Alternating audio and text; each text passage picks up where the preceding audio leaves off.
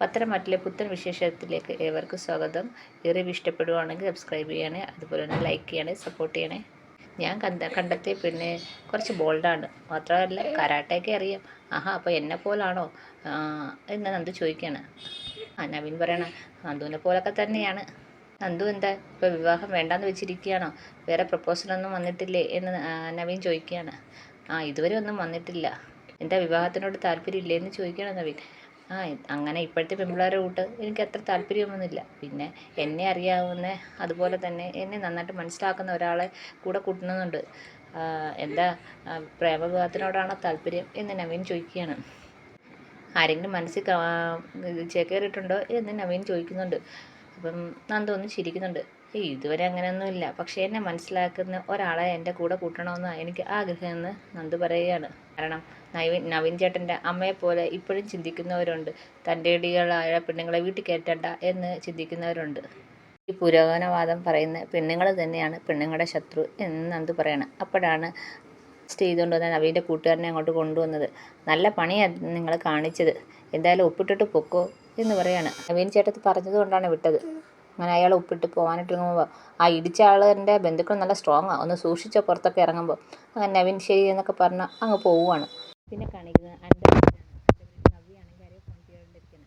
നവ്യ വന്നിട്ട് പറയുകയാണ്, ജലജ വന്നിട്ട് പറയുകയാണ്, ഇളയ അമ്മായിയും അവരുടെ പക്ഷത്തായിട്ടുണ്ട്. ഇപ്പം മറ്റേത് മൂത്ത അമ്മായിയും ഇളയ അമ്മായിയും കൂടെ വഴക്കായിരുന്നു, ഇപ്പം അവർ തമ്മിൽ ഒന്നായിട്ടുണ്ട് എന്ന് പറയുകയാണ്.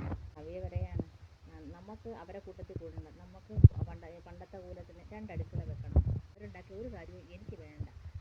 എനിക്കിപ്പോൾ അത്യാവശ്യം അരിയാനൊക്കെ അറിയാം. പിന്നെ അമ്മ ഉണ്ടാക്കുന്ന ടേസ്റ്റ് ഇല്ലാത്ത ആഹാരമായാലും ഞാൻ കഴിച്ചോളാം എന്ന് പറയാം.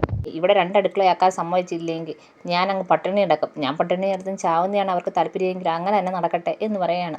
എല്ലാവർക്കും അവരവരെ സ്വന്തം കാര്യം തീരുമാനിക്കാൻ അവകാശമുണ്ട്. പണ്ട് ഞാനൊരു പരസ്യത്തിൽ അഭിനയിക്കാൻ പോയി, ഡ്രസ്സ് കൊള്ളത്തില്ലെന്നും പറഞ്ഞ് ഇവിടെ എന്തൊക്കെയാണ് പ്രശ്നമുണ്ട്. അന്ന് അമ്മയും അബിയും ഒക്കെ അവരെ കൂട്ടത്തിൽ നിന്നാണ് സംസാരിച്ചത് എന്ന് പറയാണ്. അപ്പോൾ ജലജ പറയാണ്, ഇനിയിപ്പോൾ മോക്ക് അതിനൊക്കെ ഇറങ്ങാം.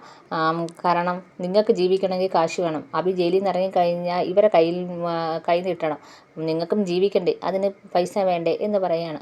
ഞാൻ ഈ കുഞ്ഞിനെ ഓർത്താണ് ഇതിനൊന്നും ഇറങ്ങാത്തതെന്ന് നവ്യ പറയാണ്. കുഞ്ഞിനെ ഞാൻ നോക്കിക്കോളാം, മോളുടെ ഇഷ്ടത്തിന് എന്താന്ന് വെച്ചാൽ ചെയ്തോ, ഞാൻ പുറവിലുണ്ട്, മോള് മുന്നിട്ടിറങ്ങിയാൽ മതി എന്ന് പറയാണ്. അങ്ങനെ രണ്ടുപേരും കൂടെ അടുക്കളയിലോട്ട് ചെല്ലുകയാണ്. അടുക്കളയിൽ ചെല്ലുമ്പോൾ അവിടെ ദേവേനെയും നയനയും കൂടെ പാചകം ചെയ്തുകൊണ്ടിരിക്കുകയാണ്. ഇനി മുതൽ ഇവിടെ രണ്ടടുക്കള മതി എന്ന് നവ്യ പറയാണ്. അപ്പം ദേവേനെ ചോദിക്കുക, അതെന്താ? അത് മതി എന്ന് പറയാണ്. നയന ഇങ്ങനെ ഇരിക്കുന്ന സമയത്ത് തന്നെ ഇങ്ങനെയൊക്കെ പ്രശ്നം ഉണ്ടാക്കണോ നവ്യ എന്ന് ദേവേനെ ചോദിക്കുകയാണ്.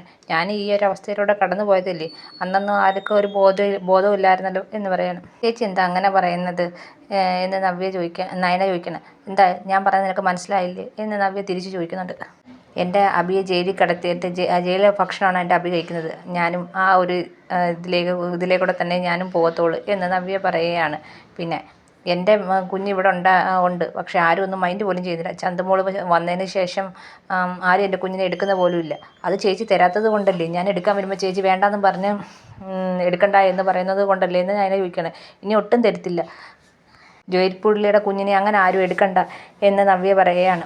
പിന്നെ നവീൻ ഇങ്ങോട്ട് ഭക്ഷണം കഴിക്കാൻ വരുന്നുണ്ട്. നവീൻ വരുമ്പോൾ ഇങ്ങനെയുള്ള വർത്തമാനമൊന്നും പറയല്ലേ നവ്യ എന്ന് ദേവേനി പറയാണ്.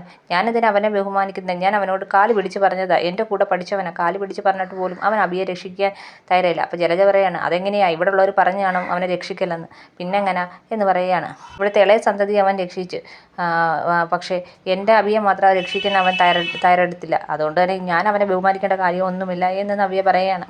അപ്പം നയന പറയാണ്, അതെങ്ങനെയാണ്, അത്രയും വലിയ തെറ്റ് ചെയ്തിട്ടുണ്ടല്ലേ അവൻ്റെ കൂടെ ആരും നിൽക്കാത്ത എന്ന് പറയാണ്.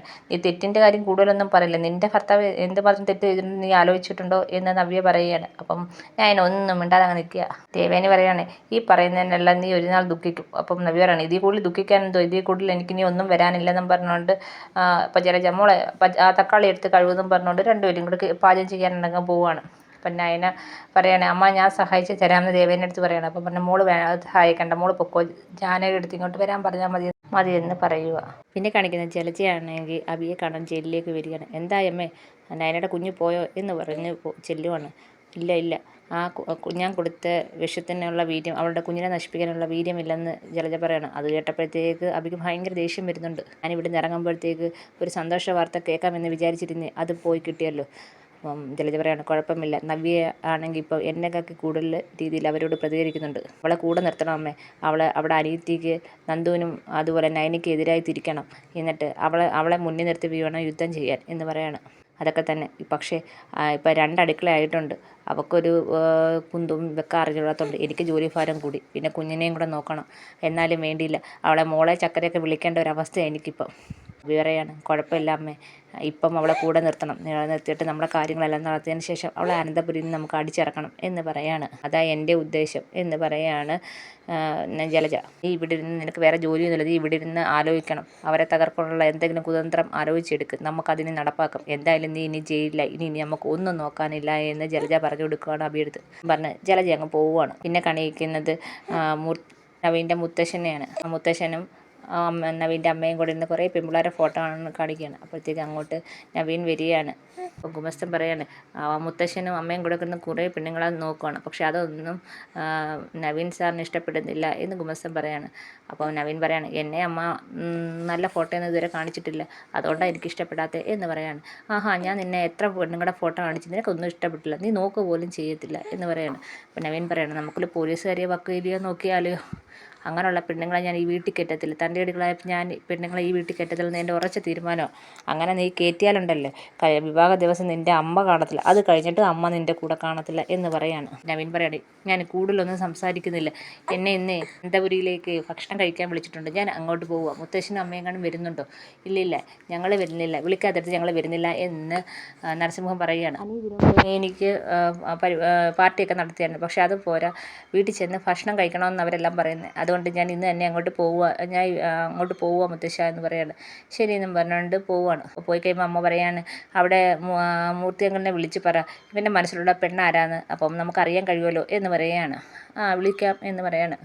അങ്ങനെ മൂർത്തിയെ വിളിച്ചിട്ട് പറയുകയാണ് നവീൻ അങ്ങോട്ട് വരുന്നുണ്ട്, നീ ഒരു ഉപകാരം ചെയ്യണം, അവൻ്റെ മനസ്സിൽ ഏതോ ഒരു പെൺകുട്ടിയുണ്ട്, അതാരാന്ന് കണ്ടുപിടിക്കണം. ആഹാ, അവൻ പെൺകുട്ടിയെ കണ്ടുപിടിച്ചോ? എൻ്റെ അച്ഛനും അമ്മയ്ക്കും എത്രയും പെട്ടെന്ന് അവൻ്റെ വിവാഹം നടത്തണമെന്ന ആഗ്രഹം എന്ന് നരസിംഹം പറയാണ്. ഒറ്റ മോനല്ലേ ഉള്ളൂ, അപ്പം തനിക്ക് ആഗ്രഹം ഇല്ലയോടോ എന്ന് മൂർത്തി ചോദിക്കുകയാണ്. ഉണ്ട്, എനിക്ക് മുത്തശ്ശനാവാനുള്ള ആഗ്രഹം ഉണ്ടെന്നൊക്കെ പറയുകയാണ്. തനിക്ക് അവിടെ ഇപ്പോൾ 2 പേരക്കുട്ടികളുണ്ടല്ലോ, ഇനി ഒരാളും കൂടെ വരുമല്ലോ എന്നൊക്കെ പറയുന്നുണ്ട്. ഞാൻ ചോദിച്ചാരാന്ന് മനസ്സിലാക്കാം, നല്ല കുടുംബത്തിൽ ആണോ പെണ്ണ് എന്ന് നമുക്ക് അറിയണ്ടായോ എന്ന് നരസിംഹം പറയുകയാണ്. അവൻ്റെ അമ്മ പറയുന്നത് തൻ്റെ ഇടിയായ പെൺമക്കളെ ഇങ്ങോട്ട് കേട്ടത്തില്ല എന്നൊക്കെയാണ് പറയുന്നതെന്ന് നരസിംഹം പറയുകയാണ്. നല്ല പെൺകുട്ടിയാണെങ്കിൽ അത് ഇച്ചിരി തൻ്റെ ഇടം ഉണ്ടെങ്കിലും കുഴപ്പമില്ലടോ എന്നൊക്കെ മൂർത്തി പറയുകയാണ്. അവർ തമ്മിൽ കുറേ സംസാരമൊക്കെ കഴിഞ്ഞ് ഫോണങ്ങ് വെക്കണം. അപ്പോൾ മുത്തശ്ശി ചോദിക്കുകയാണ് എന്താ എന്ന് ചോദിക്കണം. മുത്തശ്ശി പറയുന്നത് നവീൻ്റെ മനസ്സിലൊരു പെൺകുട്ടി ഉണ്ടെന്ന്, അത് ആരാണെന്ന് നമ്മൾ ചോദിച്ച് മനസ്സിലാക്കണമെന്ന്. നമ്മളും അതിന് നന്നായിട്ട് കൂടെ നിൽക്കണം, നവീൻ്റെ കല്യാണത്തിന് നമ്മൾ കൂടെ തന്നെ നിൽക്കണം. നമ്മുടെ കേസ് ജയിപ്പിച്ചത് മാത്രമല്ല, അന്ന് ഞാൻ പ്രതിഫലം കൊടുത്തപ്പോൾ അതൊന്നും വേണ്ട, അവൻ്റെ കല്യാണത്തിൽ വീട്ടണം. ആദർശാണ് അവൻ്റെ കല്യാണത്തിന് മാലയും മറ്റുള്ള കാര്യങ്ങളൊക്കെ സ്പോൺസർ ചെയ്തേക്കുന്നത്. തലേന്ന് തന്നെ നമ്മൾ അവരുടെ കൂടെ നിന്ന് നന്നായി നടത്തി കൊടുക്കണം. നമ്മുടെ കയ്യിൽ നിന്ന് പ്രതിഫലം വാങ്ങിക്കാത്തതിൻ്റെ ആ കുറവ് നമുക്ക് അന്ന് തീർത്തു കൊടുക്കണം എന്നൊക്കെ മുത്തശ്ശൻ പറയുകയാണ്. പിന്നെ കാണിക്കുന്നത് നവീൻ അങ്ങോട്ട് വരികയാണ്. നവീനെ കാത്ത് അനി അവിടെ നിൽപ്പുണ്ട്. അപ്പോൾ അങ്ങോട്ട് നയനയും വരുന്നുണ്ട്. നിന്നോട് ഞാൻ പറഞ്ഞല്ലേടാ ഇതൊന്നും വേണ്ട എന്ന് പറയുകയാണ്. അത് നീ ഒത്തിരി നാളായാലും ഇവിടുന്ന് ആഹാരമൊക്കെ കഴിച്ചിട്ട്, അതുകൊണ്ടാണ് നിനക്ക് വേണ്ടുന്ന എല്ലാം വല്യമ്മയും എൻ്റെ അമ്മയും കൂടെ ശരിയാക്കി തരുന്നത്. നിൻ്റെ ഇഷ്ടത്തിനനുസരിച്ച് എല്ലാം ഉണ്ടാക്കുന്ന, കൂടുതലൊന്നും വേണ്ടെന്ന് നവീൻ പറയുകയാണ്. നിന്നെ വിളിച്ചിട്ട് അങ്ങനെ വീട്ടിൽ എന്നും ഉണ്ടാക്കുന്ന ആഹാരം വെച്ച് തരാൻ പറ്റുമോ? ഇല്ലല്ലോ. അപ്പോൾ ഞാൻ ചോദിക്കണം കുടിക്കാൻ എന്താ വേണ്ടുന്നത് എന്ന് പറയണം. ഇപ്പോൾ ഒന്നും വേണ്ട, ഇപ്പോൾ ഒന്നും കൊടുക്കണ്ട എന്ന് അനി പറയുകയാണ്. അവൻ ആഹാരം ഉച്ചയൂണിനല്ലേ വന്നത്, അത് കഴിച്ച് കഴിഞ്ഞാൽ അവനിച്ച് മോരും വെള്ളം കൊടുക്കാം എന്ന് പറയാണ്. അപ്പം നവീൻ പറയാണ് അത് മതി നയനേട്ടത്തി എന്ന് പറയാണ്. എന്നെങ്കിൽ മുത്തശ്ശിനെ കാണാമെന്നും പറഞ്ഞിട്ട് എല്ലാവരും അകത്തേക്ക് കയറി പോവാണ്. ഇതൊക്കെയാണ് ഇന്നത്തെ വിശേഷം. എല്ലാവർക്കും ഇഷ്ടപ്പെട്ട സബ്സ്ക്രൈബ് ചെയ്യണം, സപ്പോർട്ട് ചെയ്യണം.